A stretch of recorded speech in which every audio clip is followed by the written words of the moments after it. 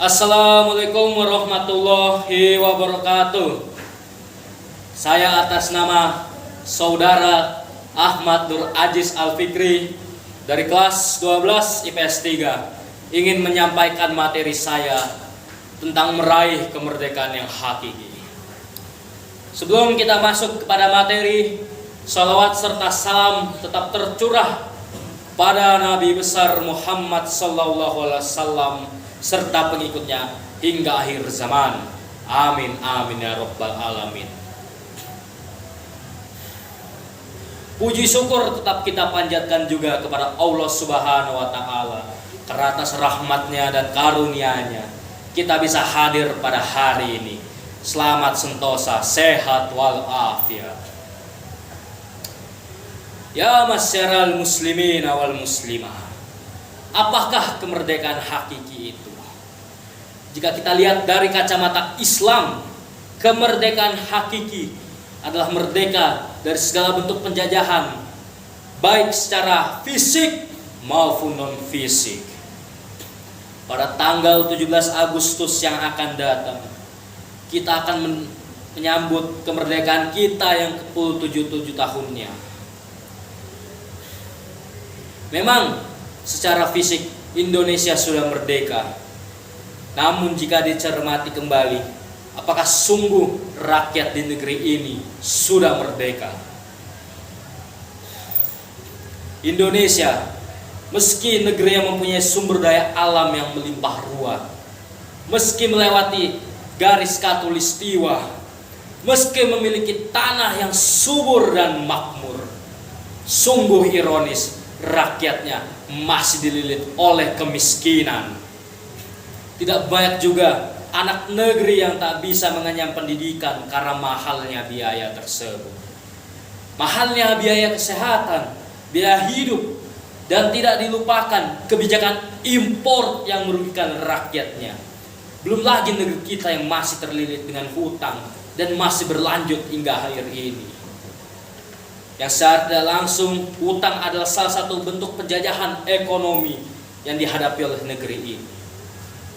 Jika melihat realita yang baru saja saya sebutkan, pertanyaannya, kemana dan untuk apa dan siapa kekayaan negeri ini dipersembahkan?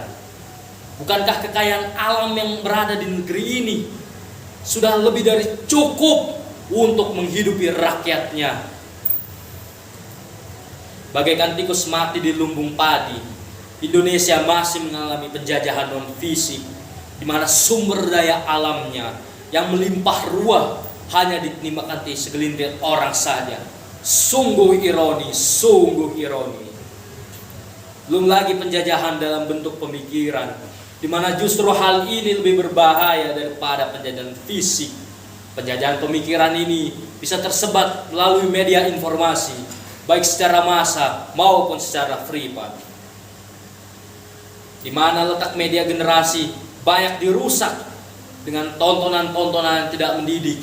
Lebih dari itu, generasi kita mulai dimasuki oleh paham-paham yang menyesatkan seperti reguler, liberalisme, komunisme, kapitalisme, dan fasisme, dan tentu saja akan merusak generasi kita.